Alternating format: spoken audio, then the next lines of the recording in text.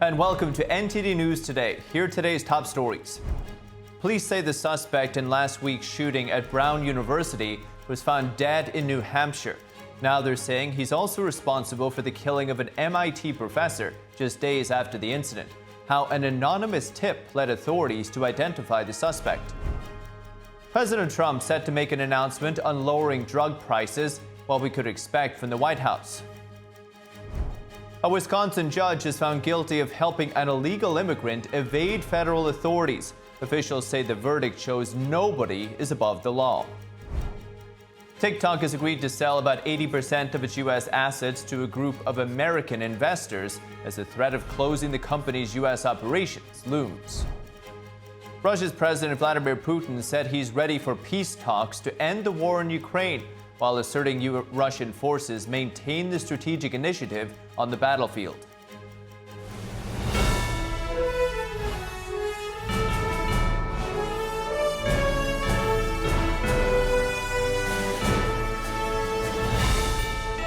This is NTD News Today, live from our global headquarters in New York City.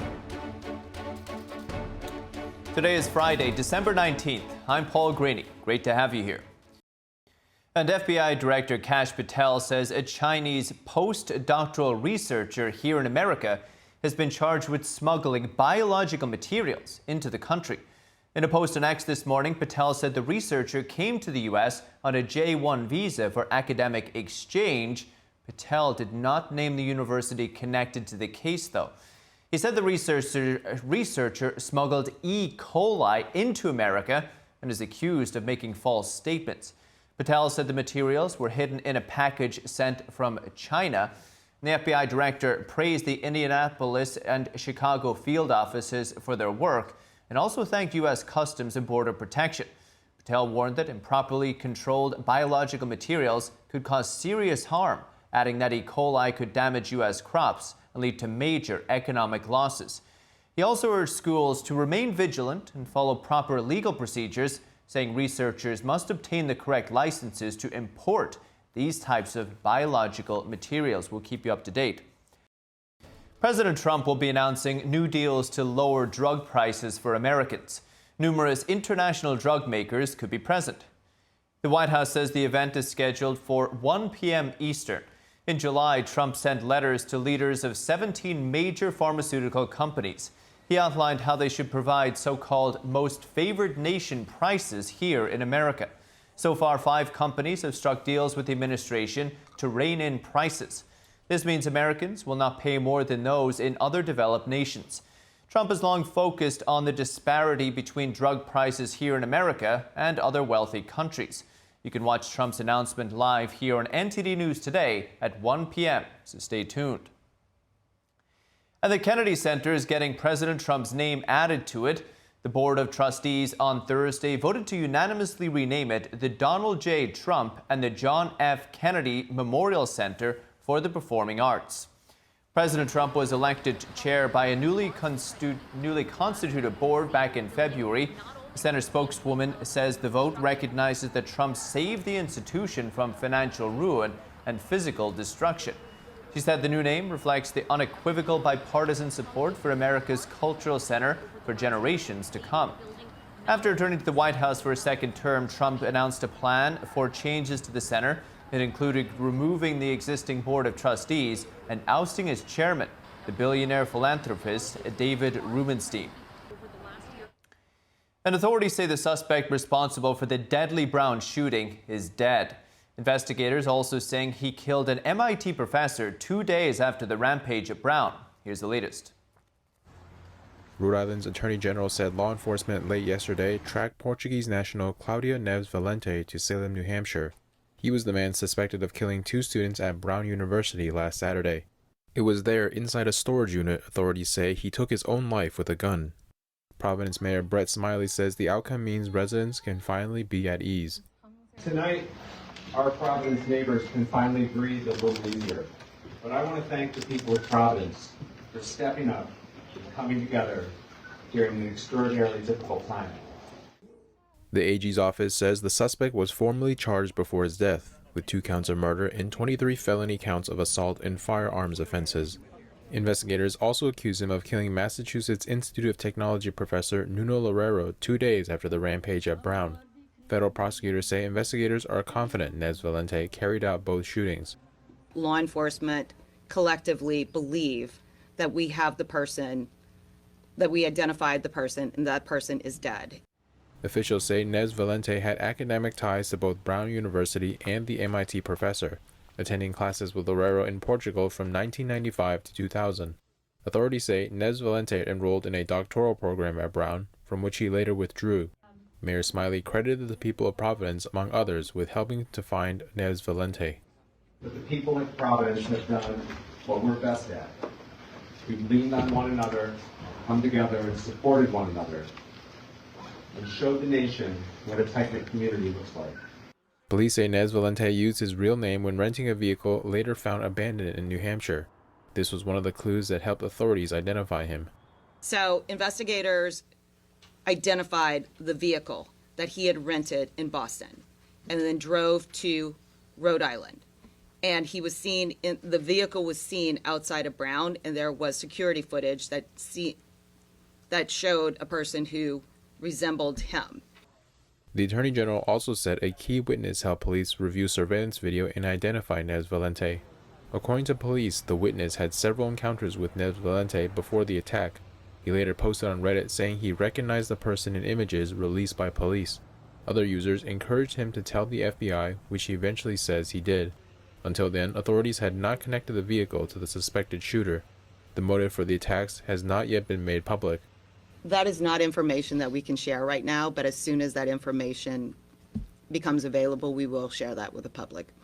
And now, the suspect's immigration status is drawing national attention. Secretary of Homeland Security Kristi Noem says Neves Valente entered the U.S. through the Diversity Lottery Immigrant Visa Program in 2017 and was later granted a green card.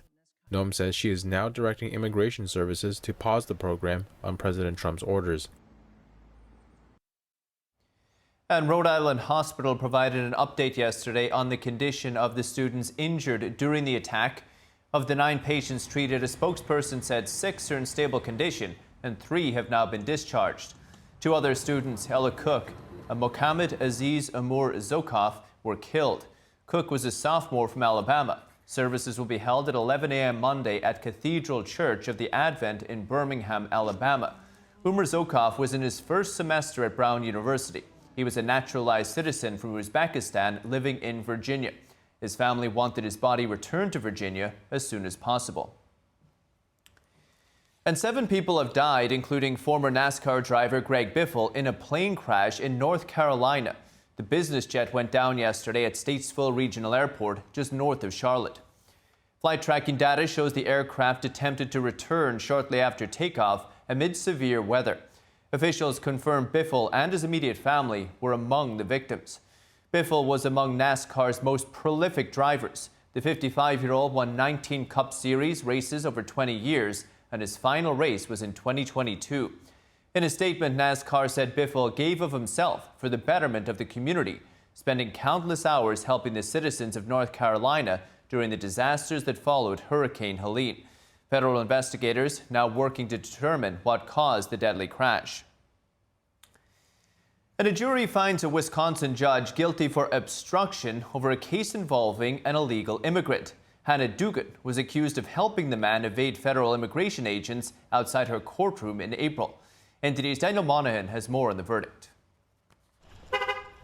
A jury yesterday found Milwaukee County Circuit Judge Hannah Dugan guilty of obstruction, a charge that carries up to 5 years in prison. It also acquitted her of a lesser count, alleging she concealed a person from arrest. Her sentencing date has not been confirmed. Deputy Attorney General Todd Blanche reacted to the ruling, saying, "The American people respect law and order, and that the Justice Department will hold criminals to account, even those who wear robes." Dugan was arrested in April after allegedly escorting an illegal immigrant, 31-year-old Eduardo Flores Ruiz, out the back door of her courtroom to avoid arrest by immigration agents waiting to detain him. He was arrested in Milwaukee on March 12th over a battery incident and was later charged with misdemeanor counts of battery, domestic abuse, and causing physical harm. Following the incident, Dugan was suspended by Wisconsin Supreme Court and charged with obstructing a proceeding and concealing an individual to prevent his arrest. Protesters gathered last week outside the court to support Dugan. It's important to also, I think, make a presence here and let people know that ICE is not welcome in Milwaukee. So I think that's another reason we're out tonight. And of course, all the atrocities, the brutalities, the overreaches of our government. Trying to make a scapegoat her, because they want to have free reign. They want to be able to do whatever they want with ICE. ICE officers should not be in the courthouse. They shouldn't be in schools.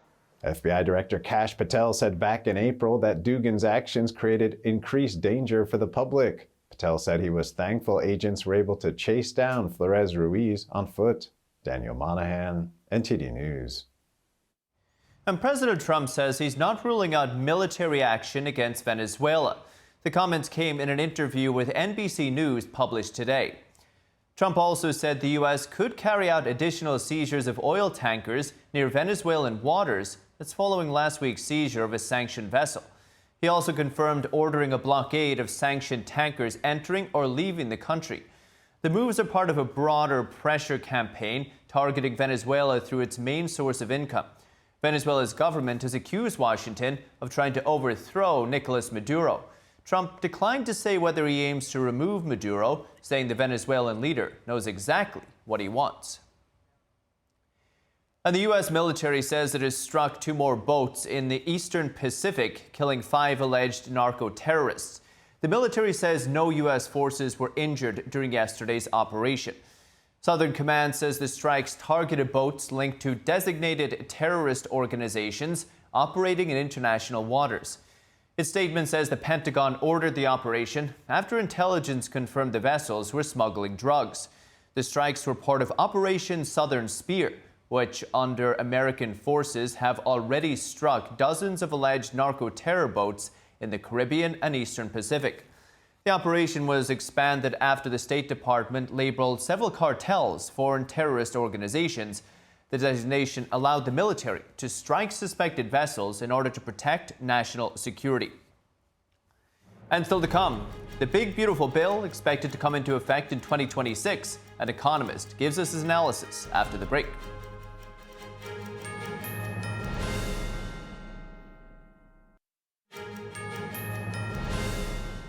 Welcome back. I'm Paul Graney.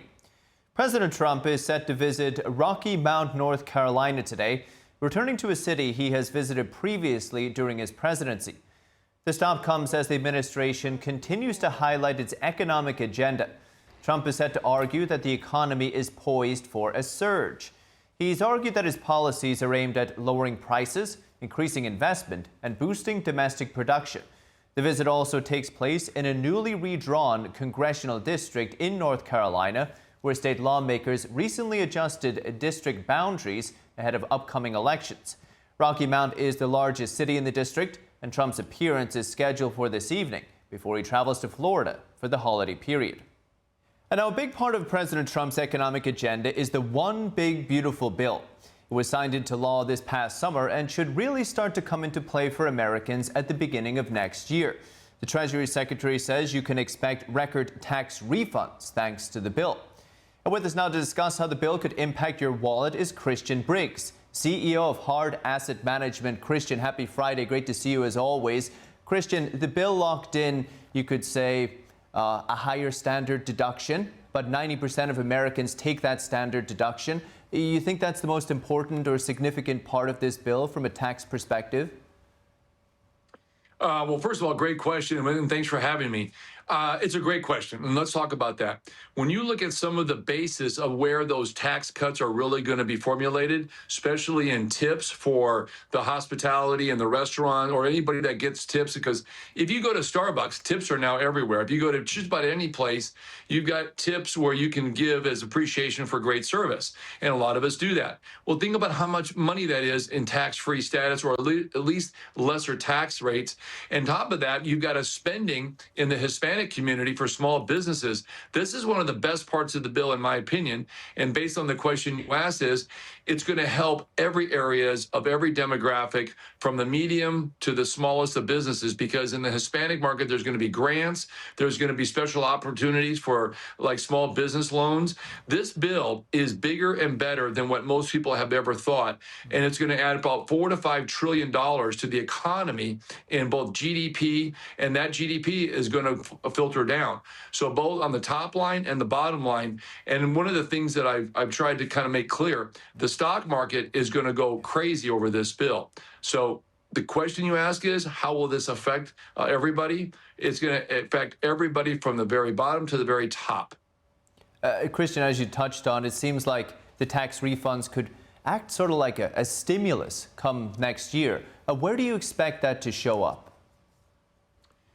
Okay, good question. And yes, it is a stimulus. Anytime somebody gets a refund or just a check in the mail, we call it mailbox money, that money is going to go into the economy somewhere. Now, a lot of people may buy a TV, a down payment on a car, or they may put it in the stock market for long-term investing like a 401. Either way, that amount of money, just like President Trump gave the veterans $1,776, which, by the way, was a brilliant number in relationship to the country's 250th anniversary, there's going to be a stimulus of at least $4 to $5 trillion that, again, will come from checks in the mail, check rebates on taxes, or outright just tax-free, like on Social Security and tips and so forth. So I think the stimulus money, and you make a great word there, stimulus, is going to be filtered everywhere. And don't be surprised if you see a 4 or 5% GDP or more, could be more, in the third and fourth quarter of 26. That wealth effect will carry to the entire economy. That's a significant number, Christian. If the GDP could hit that kind of growth rate, that would be incredible, especially if inflation continues to come down like we saw in the last report. Now, Christian, you brought up the stock market. We know that when the stimulus checks went out during the pandemic, the stock market benefited a lot. You're saying with the tax refunds, it could also benefit. Is there anything else in this bill that we could start seeing the effects of in the stock market come next year? Oh, absolutely. Let's talk about what the bill does. It also has a lot of money in for AI adoption and infrastructure. So as we continue to move into an artificial intelligence world, which can maximize profits for corporations by lowering the costs of goods. In other words, whatever that business is, it lowers their operating costs. It puts direct bottom line profits back into the system. Many corporations are doing more reinvesting than ever before into whatever the business that they're doing. And I've noticed in watching this and getting numbers, the young people, that 18, 19, 20 to about 33, are investing more and more today. Look at Robinhood and other applications that they can easily purchase stocks of which that are starting to come into relevancy. So when you have stimulus money coming into the economy and you have a lot of new generational people and generational investors that have more discretionary or more disposable income, we're going to see that reflect in the equities market. Don't be surprised if real estate starts to take a little bit more of an uptick in the second half of this year. But I want to talk about the inflation. We have seen President Trump with some incredible policies. I mean, the guy hasn't even been there technically a year, and he's already got inflation under control. And I want to make sure I'm clear about this. It's not completely there yet, but it's in a controlled environment. So you've seen gasoline come down. Gasoline, let's just take oil. Oil itself is made and utilized in every aspect of our economy and our world, from manufacturing, distribution, transportation, petrochemicals. They call it upstream, downstream. So as we continue to see oil kind of find that night $55 to $60 per barrel, we see stimulus come in. We see expansion of Small Business Administration loans go 4 to 6% GDP. Believe it or not, it could happen. And I don't think President Trump or our great Secretary of Treasury, Scott Bessent, would say otherwise.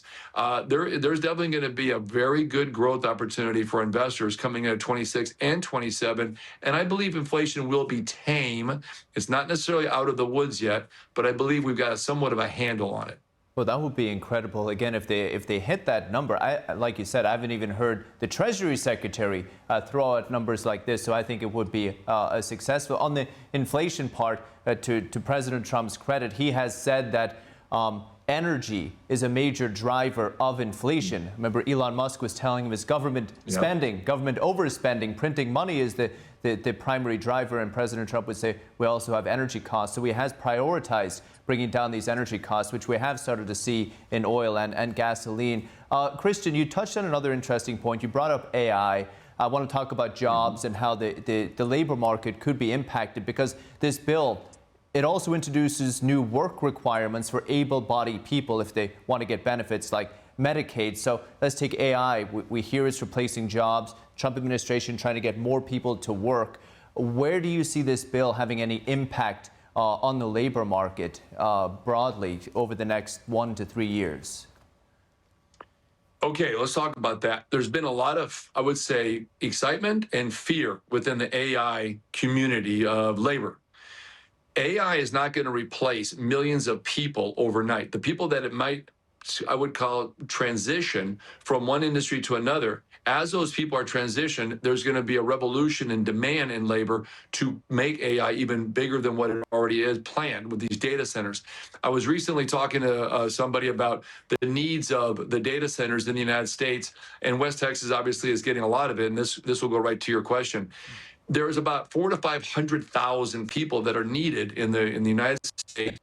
Electricians, plumbers, roofers, glass guys, cement guys. We're talking about trade school stuff. We're talking about really smart people that are needed to finish the build up. And when I say finish the build up could take 10 years. It could take 20, because when you make it, you build it, you've got to maintain it. So a lot of people are feared that maybe the AI will replace a lot of people. Yes, it's going to transition people from some industries to others. It's going to explode industries that had really been kind of, well, lackluster, I guess, in demand. Now you got electricians that are making $300,000 a year if they're willing to work overtime. Well, of course they're going to work overtime for that kind of money. So I want to make it very clear, AI is going to bring about a $900 billion windfall in corporate profits over the next 2 years. That's going to transition right into the economy. Number two, the jobs that are not being lost, let's not say lost, but transitioned from A to B to C to D, are all going to be within the context of this huge infrastructure. And that's what President Trump is doing. He's revolutionizing. I like to say he's going from analog to digital. There's no job losses, there's job transitions. Industries like trade schools are blowing up from students. Industries that need those students to become full-fledged trade guys are working. It's happening. And when Secretary of Treasury says we're going to have an explosion in the GDP, and Ludnick said 4 to 6%, Trump said explosion, they're not that far off. Now maybe it's 3 to 4%, 4 to 5, but it's going to be revolutionary. It's going to be strong. Well, let's see, Christian. I know there are many people who are not as optimistic as you are on the jobs front with AI and the changes it may bring, but let's wait and see. Christian Briggs, we appreciate it, sir. Have a great weekend. Talk soon. My pleasure. Thank you. And just before leaving for the holiday break, lawmakers approved a bill to address a so-called bureaucratic bottleneck that leads to higher energy costs. NTD's Melina Weisskopf reports on efforts in the House to cut red tape. The price of home electricity was up by around 7%, according to the last report from the Energy Information Association. Experts say the price hike is mainly due to AI projects driving up demand. Republicans are hopeful their solution to cut red tape will effectively lower costs. Think about the cost savings that would come if it only takes 2 years instead of 10 years to build a major project. In the last round of voting before the holiday break, lawmakers approved the SPEED Act. That's a bill that aims to speed up the permitting process for energy and infrastructure projects. Though some opposed warned about the environmental impacts. The bill takes a sledgehammer to the National Environmental Policy Act, one of our foundational environmental laws. Despite the pushback, 11 Democrats joined Republicans to push it over the finish line. Supporters say the action is needed because the National Environmental Policy Act is used to abuse power, leading to higher costs for consumers. There's a reason everybody's utility bills are up, energy costs are high. It's because we constrained the ability of our states, our communities, businesses to be able to create and provide the ability for us to have power without getting hamstrung into decades-long disputes and fights, going through all of the back channels of a maze of bureaucracy. The bill is now awaiting Senate action, where it's unlikely to get the handful of Democrat votes needed to make it to the president's desk. And the Senate advanced a large batch of President Trump's nominees as one of its final actions before the break. 97 confirmations passed largely along party lines and filled dozens of vacancies across the federal government. These include assistants, undersecretaries, U.S. attorneys, and ambassadors. The move brings the number of Trump's confirmed nominees to 417. Now, Majority Leader John Thune said every president needs to have his team in place to do the job that the American people elected him to do. And a group of lawmakers is urging the Pentagon to list more firms tied to the Chinese military, such as an action would send a message to Pentagon suppliers. 9 Republican members of Congress wrote to the Pentagon yesterday. They asked the department to add Chinese AI firm DeepSeek, smartphone maker Xiaomi, along other side firms to its list of entities allegedly assisting the Chinese military. The list already includes major Chinese firms such as tech giant Tencent and EV battery maker CATL. While the list does not formally sanction Chinese firms, it sends a message to Pentagon suppliers and other government agencies about the military's opinion of the firms. And now the latest on the months-long TikTok saga. The company has signed a deal to sell most of its U.S. assets to a group of American investors. TikTok CEO shared the news with employees in a memo yesterday. Here's the report. Social media giant TikTok is selling just over 80% of its U.S. assets in a move to avoid a ban in the country. Chinese owner ByteDance said Thursday that it had signed binding agreements with 3 major investors: Oracle, Silver Lake, and Abu Dhabi-based MGX. The deal will create a new U.S. company called TikTok USDS joint venture. ByteDance will retain a stake of just under 20%. The move is a big step to end years of worry about TikTok's future in the U.S. It had faced a ban from January this year under a law requiring it to divest its assets in the country over national security concerns. Donald Trump also tried to ban the app during his first term, but later became a fan, crediting it with helping him win last year's election. He opted to delay the January ban upon taking office this year. The deal's details align with a plan unveiled in September. And still to come, Russian President Vladimir Putin says he's ready for peace talks to end the war in Ukraine, while asserting that Russian forces maintain the strategic initiative on the battlefield. Still to come. And 3 people are killed in a knife attack in Taipei. Authorities say the suspect died after falling from a roof during a police chase.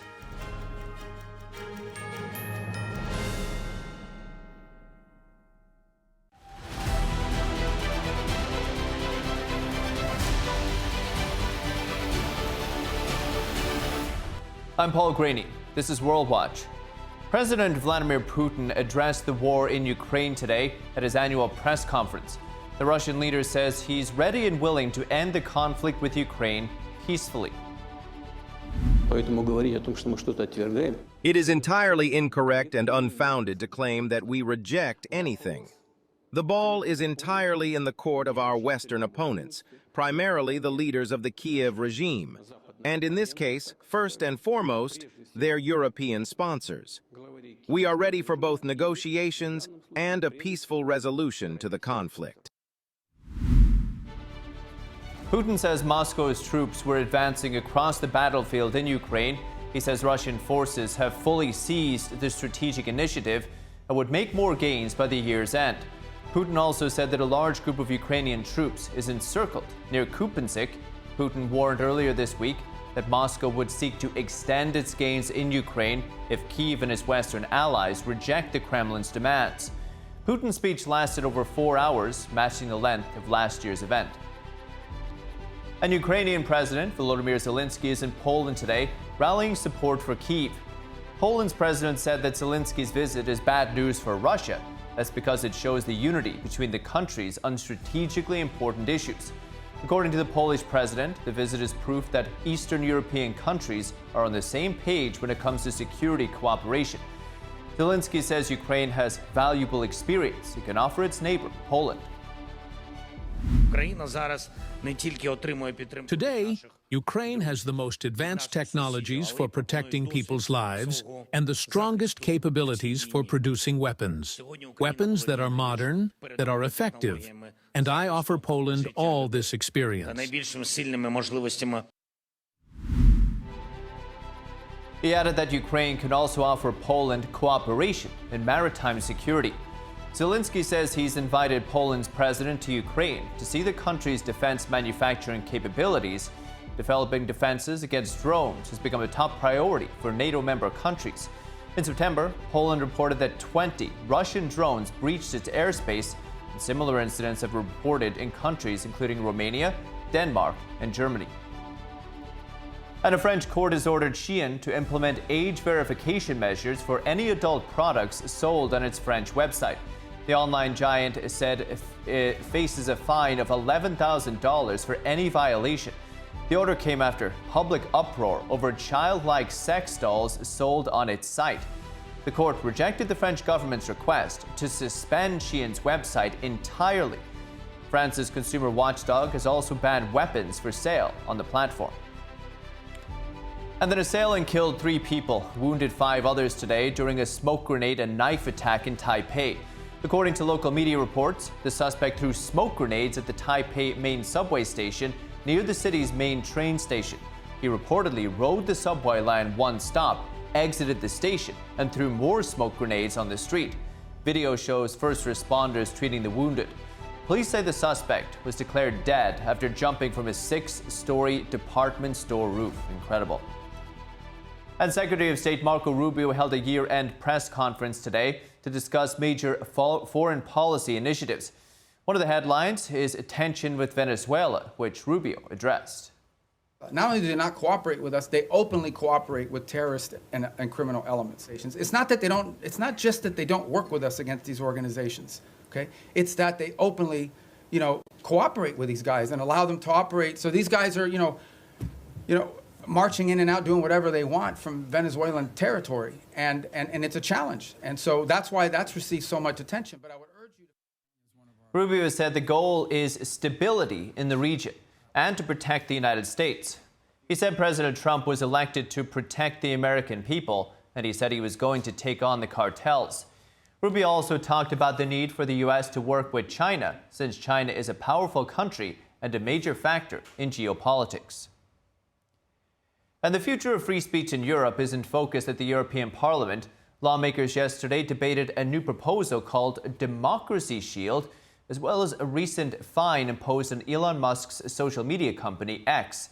NTD's Daniel Monahan spoke with a European attorney for analysis. Supporters of the European Democracy Shield say the initiative aims to strengthen information integrity across Europe by countering so-called disinformation and election interference. The European Partnership for Democracy argues the information space is increasingly targeted by foreign manipulation and the growing influence of major platforms such as X. Earlier this month, the European Commission fined X around $140 million for violating the Digital Services Act. Owner Elon Musk called the penalty politically motivated and an attack on free speech. Irish Commissioner Michael McGrath, who oversees the Democracy Shield, rejected that criticism, saying the policy is designed to protect, not limit, free expression. Far from being a tool of censorship, it actually by design protects freedom of expression within the European Union. And that is fundamentally what our democracy is about, vibrant and robust debate. These online monopolists are all sitting in the US or China. The only way to protect our public space is to create our own European digital champions that follow our rules. But critics in the European Parliament disagree. Cypriot lawmaker Fidias Panayotou accused the EU of attempting to censor speech online. Our president wants to give more power to fact-checkers to moderate social media, who are nothing else than people with their own biases. Panayotou brought up platforms run by Musk and Telegram founder Pavel Durov as models for greater speech freedom. Things like community notes have helped to empower the citizens themselves to decide what's right and what's wrong, instead of biased fact-checkers. So please, von der Leyen, let Europeans express themselves freely, even if you don't like their opinion. Parliament member Milan Mazurek accused the European Commission of punishing national identity and dissent. Those people want to preserve their countries as they remember them from time they were children. They want to preserve their countries free, independent, safe, clean, and beautiful. They want their countries without hordes of illegal aliens killing and raping women and children in the streets, and they want their countries without daily terrorist attacks. Mazurik also accused EU leaders of fining Musk and X because they don't want free speech. Other lawmakers echoed similar concerns. Donald Trump and J.D. Vance say EU is no longer a democracy. Looking at this case, I'm afraid they are right. Democracy is not endangered by too much debate, but by censorship. The European Commission must not become an inquisition policing thoughts. Adina Portaro, senior counsel for Alliance Defending Freedom International, says international human rights law requires any limits on free speech to be precise, necessary, and foreseeable. Now, disinformation and information manipulation are clearly not definable concepts. And that means in practice that whoever has the power to define such concepts has the power to define whether you are a law-abiding citizen or a law-breaching citizen. Portaro warns that EU-backed fact-checking networks will be able to say what qualifies as acceptable truth, undermining open debate. Once such fact-checkers are financially dependent on the European Commission or the establishment, they will naturally promulgate, they will propose, they will advance the policies of the person or the institution that is funding them. She says fact-checking regimes have already shown a pattern of error and selective enforcement. We have repeatedly seen opinions labeled as misinformation or disinformation that later turn out to be medical truth or even very factual statements. Portaro says deplatforming and reputational damage are swift, while redress and getting your accounts back is slow. One stated goal of the Democracy Shield is to prevent foreign election interference. But Portaro says the criteria used to identify such interference are often murky, allowing authorities to reframe domestic dissent as foreign influence. She also warns of governments repurposing security frameworks to suit their agenda, pointing to a special committee established in the European Parliament to investigate foreign interference by China and Russia. But shortly after the creation of this special committee, the committee began having hearings on so-called anti-gender movements, publicly targeting NGOs that advocate for pro-life policies or for pro-family policies, and calling for their exclusion from civic life.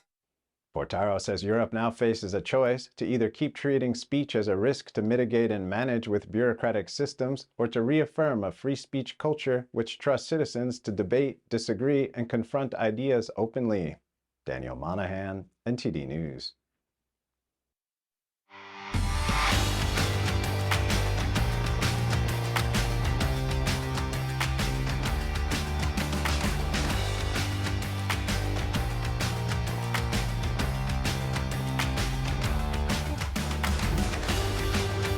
And now for your sports news, we're joined by NTD's Dave Martin. Dave, great to see you as always. Happy Friday. Thank you, Paul. Yeah. It's nice of you. Yeah, nice one. We've got boxing, big boxing game coming up this evening, but the football yesterday, Seahawks, Rams, incredible. That was a wild one for sure. Rams led that game 30-14. They were in the fourth quarter, and they had the ball. Less than 10 minutes to play, and somehow lost the game. The Seahawks got that very quick punt return for a touchdown right after that, and then scored again, converted one of the most unusual two-point conversions to tie the game. Now, looking at the play live, it looked like it was a sideways pass that was deflected, but on replay, it was determined that it was a backwards pass. Close. And then just casually picked up by running back Zach Charbonnet, who just happened to be standing in the end zone. The players thought it was a dead ball, but a backwards pass is a live ball, so it was like a fumble recovery in the end zone. It's just the players didn't quite realize at the time. On replay, they were like, all right, that's a two-point conversion. So that was one of 3 two-point conversions made by Seattle late in the game there. The final one actually was made in overtime. They won it then 38-37. Now coming in, these two teams were not only tied for the division lead, they were tied for the best record in the NFC. So now Seattle's ahead of them. They got a 12-3 record. Incredible. Rams are 11-4, but you know what? Only the 4 division winners get the top 4 seeds in the playoffs. So the Rams look like they might have to settle for the number 5 seed despite having the second best record in the conference. We got 2 more weeks to go to still to sort this out, but that's a big win there for Seattle. Just when you think you've seen it all. I have never seen a 2-point conversion like that before. It was the most bizarre thing, you know? College football, Alabama, Oklahoma last night. We've got 3 more games tomorrow. Tonight, actually, Alabama, Oklahoma. But what are you looking forward to most? You know, I think there's really 2 games that all of us, including myself, want to see the most. You know, the first one is the one you just mentioned, Alabama versus Oklahoma. These are 2 SEC rivals who played earlier in the season. Now, the Sooners won that game, which really catapulted them back up the playoff rankings. I will grant Alabama pretty much doubled them in total yardage, but the turnover battle was won by Oklahoma, so they won the game there. Now, the other one, Miami versus Texas A&M, which is the first game tomorrow. I think both of these teams really have something to prove. Now, the Hurricanes were somehow put into the playoffs at the last minute over Notre Dame. There was a very controversial last minute switch that left the Irish out. I'm sure that Miami would like to, prove. I know you're unfortunate Irish. They had some bad luck there for once. Terrible. So Miami, Ran out of good luck. Miami really, I think they want to prove. They want to prove that they belong in this. Meanwhile, Texas A&M, last time we saw them play, they were like ranked number 3rd. They were undefeated. They lost to their big in-state rival, Texas. That not only ended their perfect season, it knocked them out of the SEC title games. So they've got the bad taste in their mouth for like 3 weeks right now. So I really think those 2 are going to be good games. There's the other 2 games. We got Tulane versus Ole Miss tomorrow. James Madison versus Oregon. I think most people believe Ole Miss, Oregon are going to win those 2. Any big stars in the college football this year? There's a lot of big stars. We got Fernando Mendoza of Indiana, the Heisman Trophy winner. Now, Indiana, though, got a bye. The top 4 seeds, you got Indiana, Ohio State, and now I can't remember the other 2. The top 4 seeds, they'll get the bye for the first round. They then go all the way to the second round, which will be New Year's Eve, I think it is. A lot of football. A lot of football. Big boxing match. Jake Paul, YouTube star, now boxing star, it seems, facing off Anthony Joshua. Pretty scary guy to get into a ring with. No kidding, just looking at the guy. He's 6'6", 240. He's like an NFL tight end, pretty much. Joshua is the heavy favorite, you know. Look at the guy. He's 36 years old, so he's 8 years older than Paul. That's about the only advantage that I see Paul having right now. He's been around a long time, Anthony Joshua. He's only 36. He's been around a long, long time. He's been around the block. He's got experience. 28-4 record. Paul is just 12-1. What's his record? 28-4. Now, Paul is 12-1, but this is easily the most difficult opponent he's faced thus far. Plus, Paul usually fights cruiserweight. Cruiserweight is the level right below heavyweight. Cruiserweight is a 200-pound weight limit. Heavyweight is undefeated, so unlimited, I should say. So Paul actually was up to 216 for this fight. But that's still a 27-pound, disadvantage, if you want to say, against Anthony Joshua. And if you saw them at the weigh-in, you can see that height and weight advantage. It's going to be an uphill battle. Now, normally, of course, the younger guy usually has a better shot here, but experience is on. Tyson versus Paul, you're talking about younger guys. Only 6 years. He's only 36. So Tyson was like 60. There's heavy betting on Jake Paul. I'm guessing you're not betting on Jake Paul here, though, Paul. Look at this guy. Betting on this guy. The fight is live tonight, and it'll be on Netflix. So we'll have to watch it. There you go. Well, let's see. Yeah, let's see. I don't think he stands a chance. There you go. That was Dave Martin. Dave, thank you. Any feedback on the show, something you'd like to see us cover, you can always send us an email, news.today@ntd.com. We'd love to hear from you. President Trump will be announcing new deals to lower drug prices for Americans. Stick around for more on that. Don't miss our special coverage of Turning Point's biggest event of the year, America Fest 2025. This is the greatest nation on earth. Thousands of students expected to attend the 4-day event, joined by some of the most influential voices in the conservative movement, all to honor Charlie Kirk and the principles he stood for. Watch our special coverage of the convention and our on-the-ground editions of NTD Evening News with Tiffany Meyer at 6 p.m. Eastern and Capitol Report with Steve Lance at 7. Turning Point USA, America Fest 2025, this Thursday through Sunday on NTD.